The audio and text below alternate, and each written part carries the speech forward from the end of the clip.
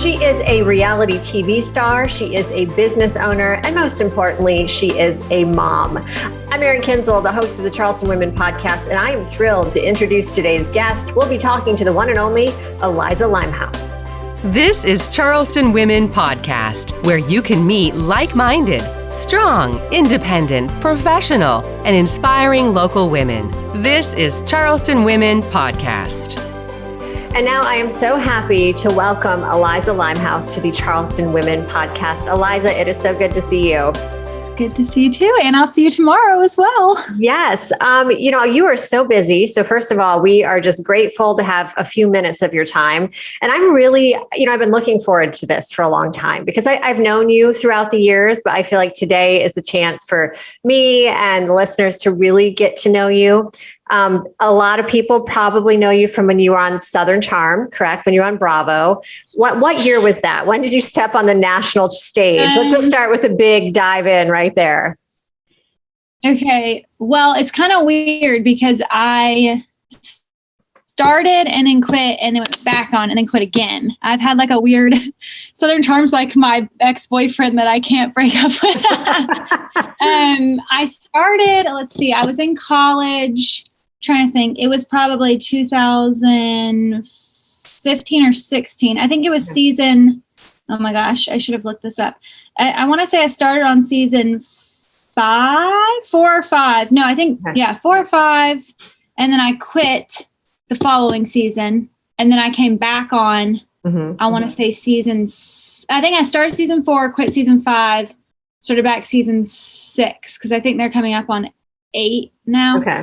So anyway, that wasn't the plan, obviously, but I feel like between that starting point and now, like my life has been like a whirlwind. It's just been in a good way, but much has happened in that time period. So for someone, there's a lot of new people to Charleston and they might not recognize, Limehouse. I knew your father, you're an old Charleston name, right? That's first of all, I mean, when you grew up with the name Limehouse, you were already kind of like a mini celebrity. Did you feel that way? I can't get away with anything. Everybody knew who you were, right? I mean, I did grow up in politics here locally. I'd say what's so different though, locally we were in the spotlight, but maybe not in the whole country. And then Southern Charm kind of amplified that. So that was interesting going from only being known, I think within the state and maybe out of the state a little bit politically, but then with Southern Charm, everywhere you go, I mean, even out of the country, people stream Southern Charm. So that was a big jump for me. But luckily I had a little practice with, my dad. I guess I'll ask you, because we could talk about your Bravo experience forever, but we want to talk about your business and you're a new mom and all the things. So I'm just going to simply ask you, when you were put in the national spotlight, what was the best thing that came out of it? That you loved and you really feel like you got out of it that was beneficial. And then also, as we all know, there's a lot of negatives sometimes when you're put in that spotlight. So was there, one good thing and maybe one surprising thing that wasn't so great about it?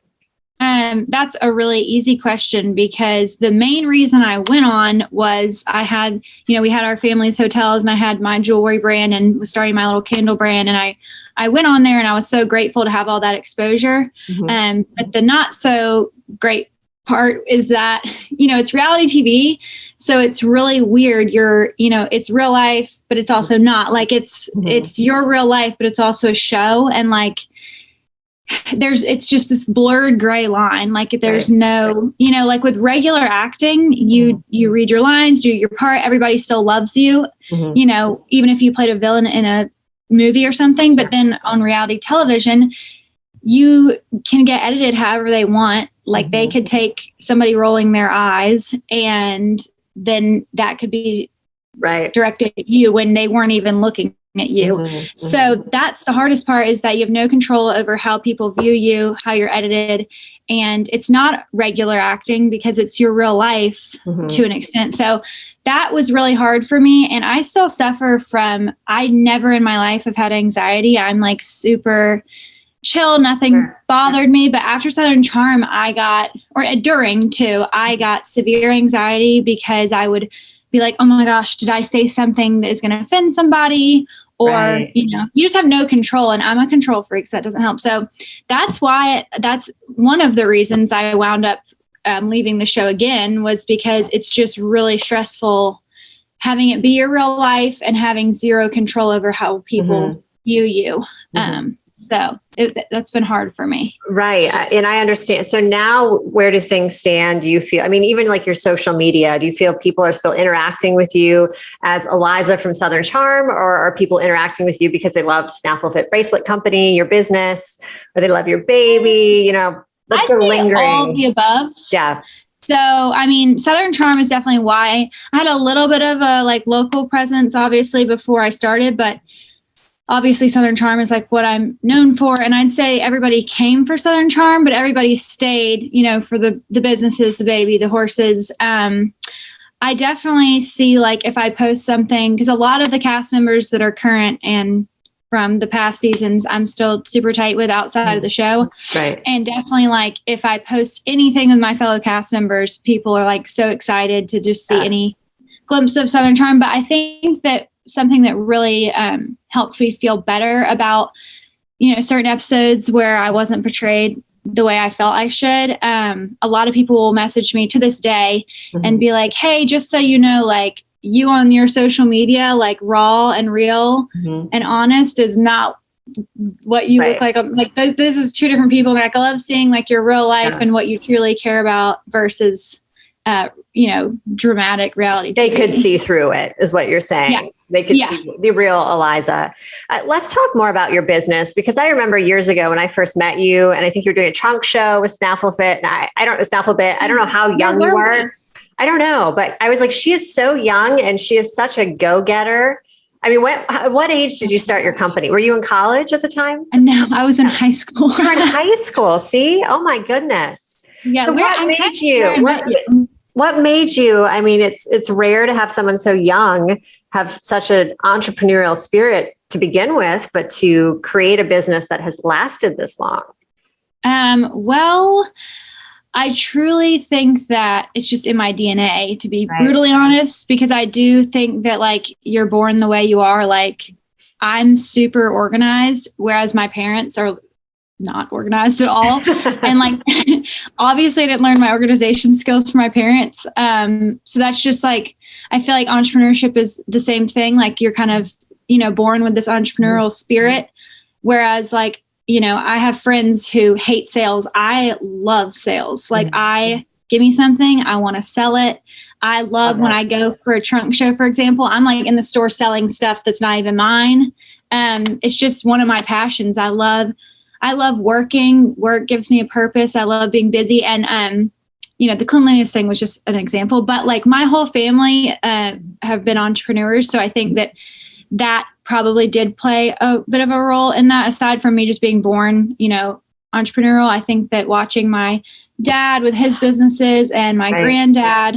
And so I think that that's probably what started all that, but I just enjoy it and I love it. And it's my passion. I would be doing something else if I didn't have this jewelry company. I always want to be doing something. Right. Be part of the conversation surrounding Mount Pleasant. Sponsor the Mount Pleasant Podcast. Podcast marketing is the new, powerful way to brand your business and reach your customers. For more information, visit carolinapodcasts.com or call 843-345-7012. You're listening to the Charleston Women Podcast. Where did the name come about? How did you come up with it? So, I'm a horse person. Okay. And my dad still wants his cut. So in high school, when I started making these bracelets, I was sitting in the den with my parents. I literally remember this like it was yesterday. I was 17. So I was like, what am I going to call my company? I was sitting there ordering business cards on moo.com. And my dad was like, you should call it Snaffle Bit, like a horse bit, because a snaffle bit is just like a generic horse bit. Okay. And I never knew that. Now it makes sense. I had no idea. Well, I don't know. It's a cute name. We call it SBBC for Snaffle Bit Bracelet Company. Yeah. But for non-horse people like yourself, it is a little like, they're like, what? But once I say it, they get it. So looking back, I kind of wish it was something more clear and concise, but it's like known at this point. So I don't want to change it. Yeah, you keep it. So from your parents' house, sitting there naming your business at 17 years old, fast forward to where we are now. All of these are handmade. You have employees, you have people selling. The national exposure, I'm sure, just exploded your business. Did you ever, in your wildest dreams, imagine that this is where you would be? No, heck no. I'm like insanely grateful. But I remember thinking, you know, even before and after I'd started this in high school, like, what am I going to do when I grow up? And I don't think, as just human nature, we don't appreciate like all the things that we wanted for so long that we, you know, end up accomplishing. Like I wanted to be a mom. I wanted to be a wife. I wanted to be a business owner. And like, I'm all those things now. And sometimes I'm like, you need to sit down and like appreciate the fact that you've done all the things you want to do. So definitely had no clue that this was going to happen just from that. And I can't just shout out my parents. I also have to shout out, I don't know if you know Teddy Turner. He lives here. Okay. And he was my econ teacher and my sailing coach and my senior exhibition teacher. Okay. And my senior year in high school, he's the one who really pushed me to go for it because for senior exhibition, I wanted to do something with horses.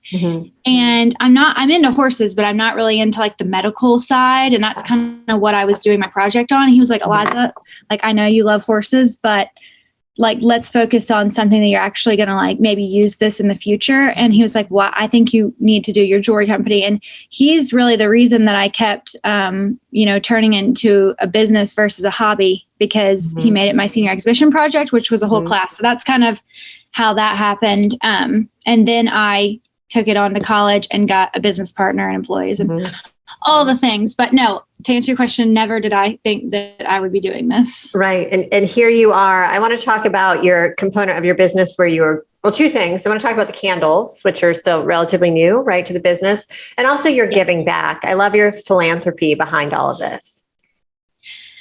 Okay. Well, we can start out maybe with the philanthropy part, because that's like what I'm most passionate about in the business. So when I started it, I've always been a huge animal person. I'm a crazy animal lover. If there's a dog on the side of the road, I'm going to pick it up. But when I started my business, I really wanted to pick one charity or nonprofit organization, whatever you want to call it, to work with, because I felt like, well, that's what I want to do personally. But I also have seen that the most successful businesses are ones that partner with, you know, a product that helps a cause. Right.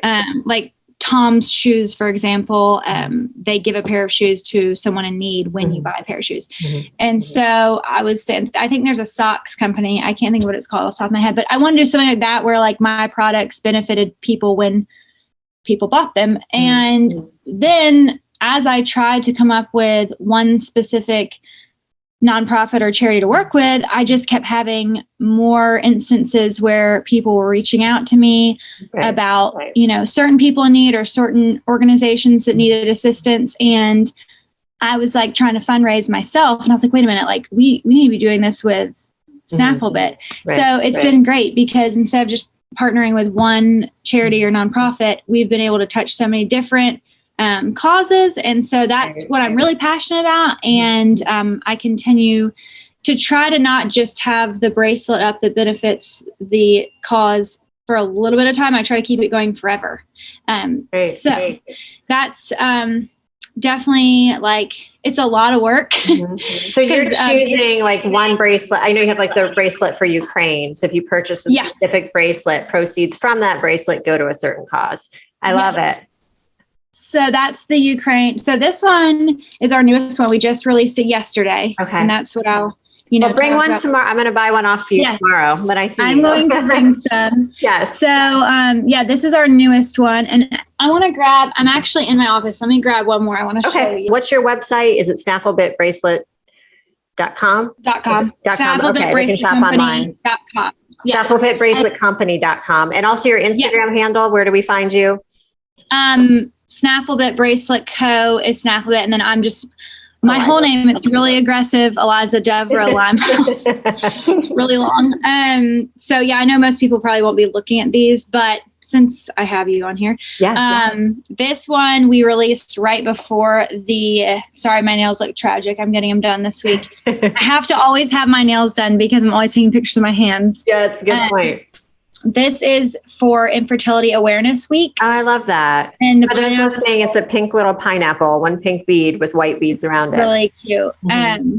So the proceeds from this bracelet are going to resolve.org. Okay. And basically it is a nonprofit that provides assistance for women who are suffering from infertility because the bills are really expensive and, everybody's insurance and financial situations are different. So all the proceeds from this bracelet are going to resolve. And then this one's actually really special for us. And I'm going to try not to get emotional here.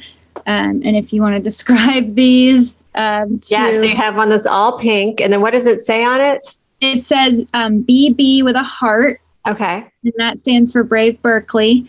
And then this is just a little like pastel cross. Like pastel with a cross. It's beautiful. Mm-hmm. And then this is a man bracelet, actually, is what we call them. I love it. With the lava rock and camo beads, another BB. And so this one actually goes to my business partner's niece has had stage 3 neuroblastoma. Oh, wow. I believe actually stage 4, and she's 3 years old. It's very sad. Her name is Berkeley, and but she is currently cancer free. Oh, that's wonderful. We are beyond excited. It's been a really emotional journey for us with this one, just because it's so close to us. So we have been able to raise, lots of funds for Brave Berkeley. That's what we call her. So the BB is for her. Yes, we love our Berkeley girl. We're so excited. It's been a journey, and we just, I think about that baby just being a mother now. It's just, I can't even imagine what her parents are going through. But so we continue to sell the BBs, and this one's a little bit different because it's not like a specific charity. This is a specific it's a fundraiser for her. Yeah, so that one's really important to us. But my most recent one is and we launched yesterday, is the Ukraine disaster relief. And we actually did 3 bracelets. Oh, wow. So it took me a while to get these made because I wanted the colors to be as close to the Ukraine flag as possible. So this is like a jade, and you can't see as well on the camera, but it's blue and yellow, obviously. And these are all real stones, correct? Yes. Everything's either these are actually wood, but everything's either real stones or gold plated. And this is actually some really cool sea glass we get from Ghana. These look similar, but one's just got mostly all blue, and then one's got blue and yellow. Yeah. We just wanted 3 designs because we knew that these would be, a big hit, because this is obviously a worldwide tragedy. So we wanted to have 3 I was going to say, I love it. It's so easy when, we're frustrated and want to find ways to help, that that your purchase, a portion of the proceeds go to Ukraine. It's wonderful that you're doing that. That was the goal. And what's really wild about these is that, I obviously knew I wanted to do a bracelet to benefit the Ukraine because I don't have any connections over there. I've never been to the Ukraine. Right. I didn't know much about it until this war broke out. And literally I was thinking about that and praying about it. And then the next day, my friend was over there doing humanitarian aid in Poland and met this woman. Her name's Katie Stadler. I can't pronounce her name. Katie Stadler. And sorry, Katie, I mispronounced your name. Her nonprofit, she started overnight with her husband. They had been in the Ukraine because they were adopting, and basically the war broke out during this process. And she felt called to help, and she has helped almost 500 refugees find shelter and transportation out of there. And she's doing amazing work. And I was connected to her literally the next day after wanting to help somehow. And so we designed these a little bit together, and we just launched them yesterday. So I can't wait to see, what happens with us and our journey. Her nonprofit is called Be Human Kindness. Okay. And if people want to donate directly, they can. She has Instagram. I believe it's behumankindness.org. Okay. I'll double check it. You could probably put it in your show notes. Okay. Yeah, we'll go ahead and add it. behumankindness.org. Yep. And it's Katie. Hold on. I'm actually. Well, it was meant to be. I love how you prayed on it, one evening, the next day she contacted you. It was crazy. That's just like how these things happen.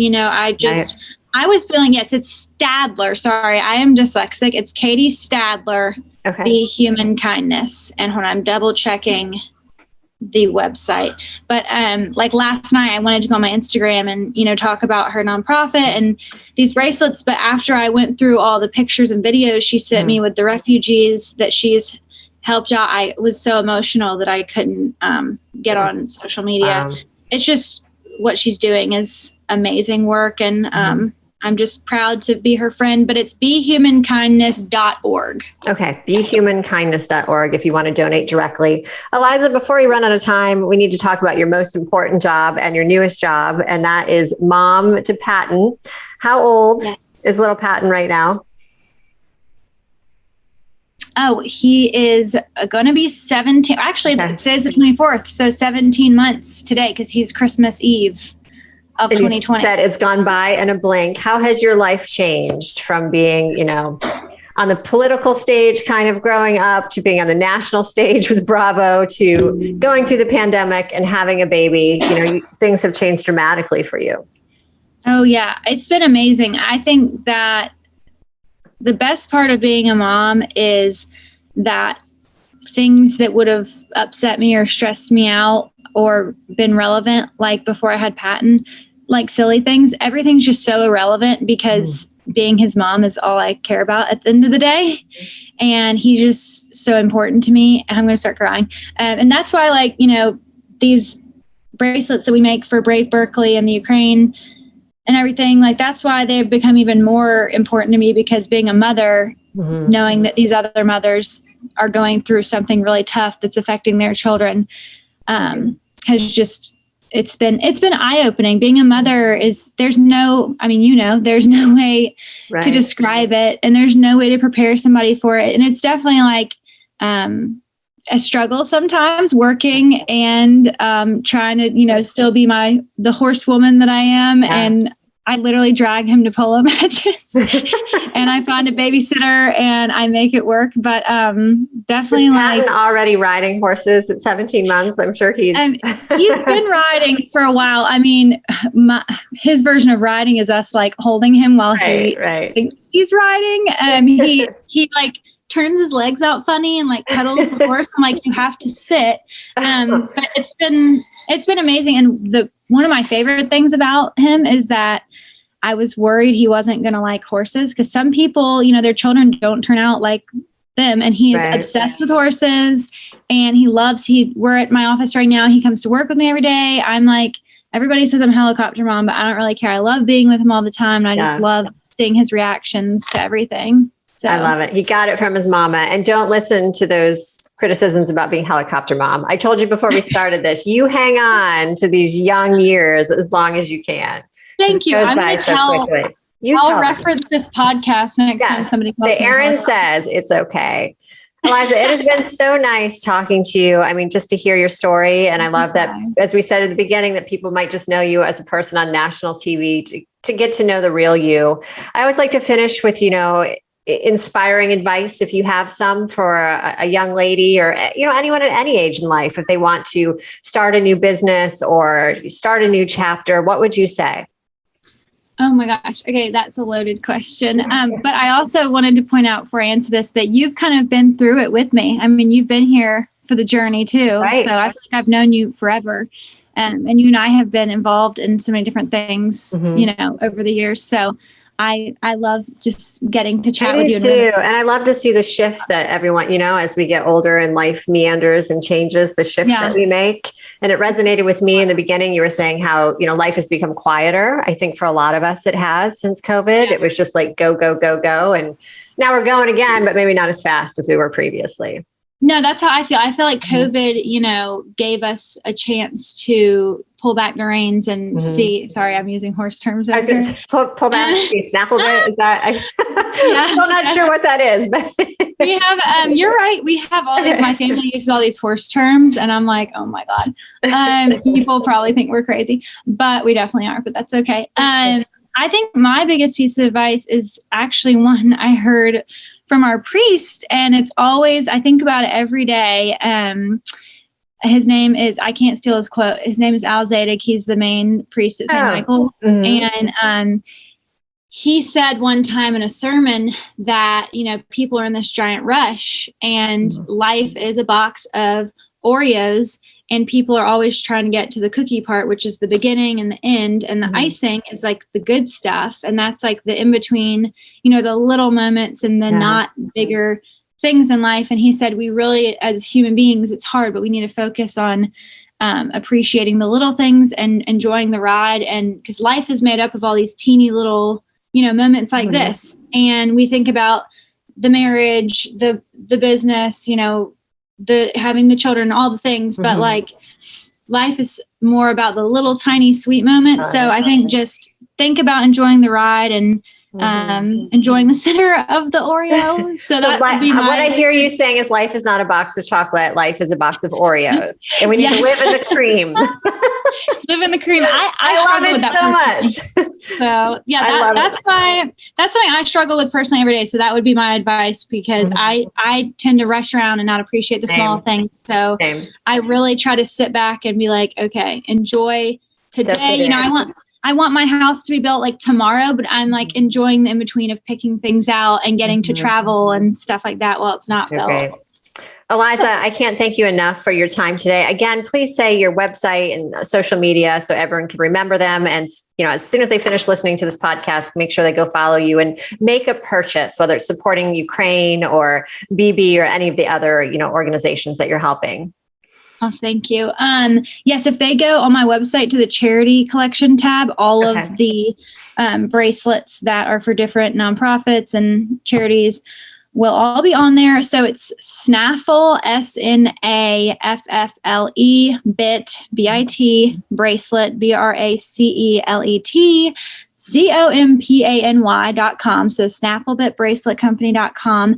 And if they can't use it on the charity collection, but if they see, because we don't do discounts for the charity collection, but if they see anything they want, it's just a regular jewelry item, and a code Eliza20 in all caps will give them 20% off. And then if they choose local pickup, they can actually come to my lobby here downtown and pick it up for free. Wow. So they don't have to pay for shipping. Thank you. And I love seeing customers like sneaking in and out of the lobby. And I'm like, you can come say hi. And then Snaffle Bit Bracelet Co. is my Instagram. My little cousin runs it. She's a beast at Instagram because she's 21. And she's really good at social media. And then my personal one is my whole name. And it's really long, Eliza Devereaux. Limehouse. Yeah, I'm into the long names, apparently. Well, thank you so much for your time again. So if someone wants to shop, they can go to your website and use the code Eliza20 for 20% off a regular purchase that does not go to the charity ones, of course, because we want all the money, as much money as possible, to go to the charity. Yes, Eliza, it has been so fun talking to you, and we just can't wait to see what's next for you.